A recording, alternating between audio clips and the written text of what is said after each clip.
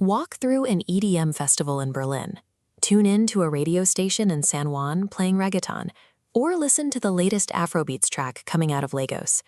Despite the different languages and textures, these sounds are built on the same architectural foundation. This map illustrates a massive statistical anomaly. Jamaica is home to roughly 3 million people, a population smaller than many individual cities. Yet its cultural fingerprints are visible on nearly every dominant genre of the 21st century. We usually account for this reach by looking at icons. Reggae remains the most visible export, and Bob Marley is among the most recognizable ambassadors in history. But the island's deepest influence is structural. Jamaica developed a series of operating systems, sound systems, dub production, and modular rhythms that other cultures adopted to build their own local scenes.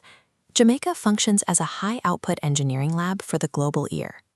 To understand modern music, we have to look past the individual artists and analyze the technology they left behind.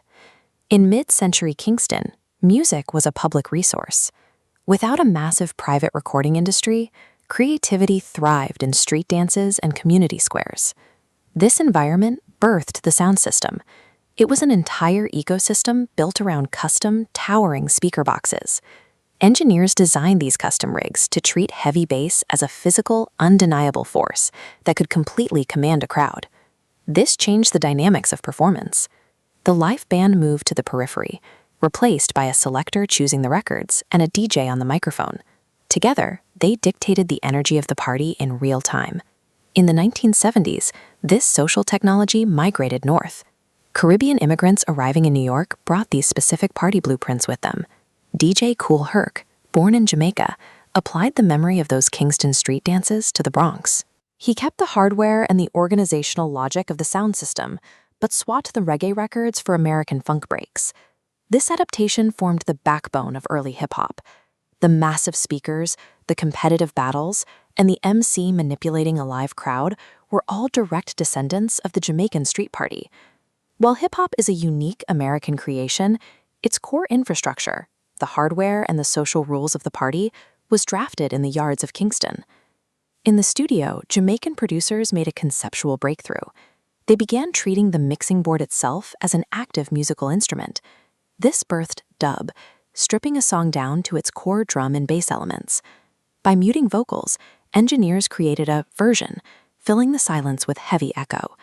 A song was no longer a finished product, but raw material to be remixed and rebuilt. This philosophy is the software that runs modern electronic music. From the sub-bass of UK dubstep to the textures of ambient techno, the idea of sculpting sound began in these Jamaican sessions. Every remix culture on the planet today relies on the logic invented by these dub engineers. By the 1980s, the island moved into the digital era with dancehall. Producers stripped the music down even further, building it around stark, computerized drum patterns. This solidified the logic of the riddim. Instead of writing a new song from scratch, dozens of artists would record different vocals over a single, reusable instrumental track. One specific pattern, the dembow rhythm, became a global standard. It's a simple 3-beat kick and snare sequence. That pattern traveled, moving from Jamaican dancehall into Panama, then into the underground scenes of Puerto Rico. Once it landed in Puerto Rico, this Jamaican rhythm became the fundamental heartbeat of reggaeton and Latin urbano. Today, the world's most streamed Spanish-language pop tracks are fundamentally driven by this Jamaican rhythmic code. This level of influence was driven by necessity. In a landscape with limited resources, Jamaican creators mastered the art of reuse, turning the studio and the sound system into tools for endless innovation. This modular approach to sound has deep roots. Long before the mixing board, African rhythmic memory survived the Middle Passage, evolving into a way to preserve identity and resist erasure. The engineering we see today is the modern translation of that centuries-old rhythmic survival. This history forms a transatlantic loop. Rhythms that originated in Africa were reshaped in Jamaica and then transformed by modern technology. Today, those mutated Jamaican forms, like dancehall, have traveled back across the ocean. They are now the primary ingredients in modern Afrobeats and Afropop.